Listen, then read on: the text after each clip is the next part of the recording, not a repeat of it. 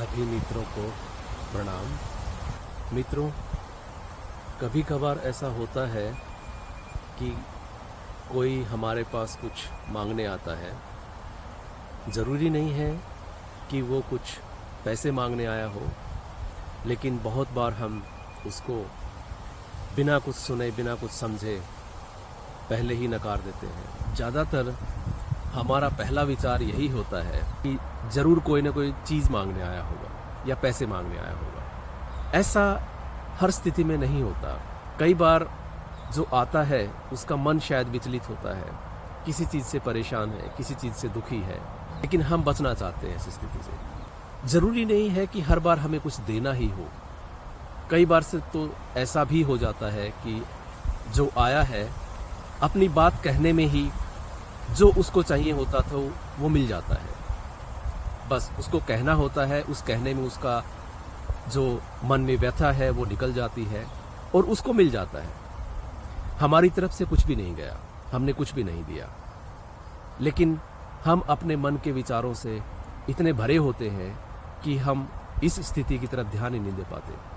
हम अगर उसकी बात सुनने को तैयार हैं तो इतना ही काफ़ी है। जीवन बहुत जटिल है, इसकी सब कड़ियाँ एक दूसरे से जुड़ी हैं।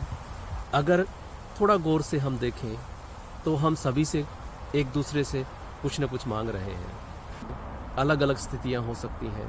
थोड़ी देर के लिए इस स्थिति को हम एक अलग नज़रिए से देखें कि आज वो हमसे कुछ मांगने आया है और हमारे पास है भी, लेकिन हम किसी वजह से उसको देना नहीं चाहते। कल को ये स्थिति बदल भी सकती है।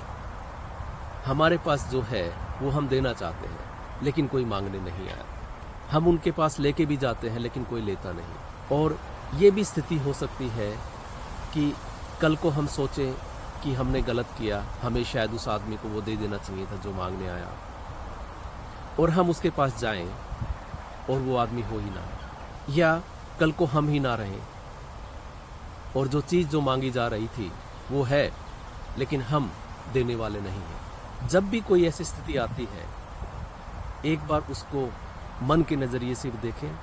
हो सकता है किसी दूसरे समय का भार हमारे ऊपर हो और ये भार उतारने का सही मौका हो, लेकिन बुद्धि को बीच में ला के हम शायद उस मौके को खो देते हैं। सर्वम सत्यम शुभम।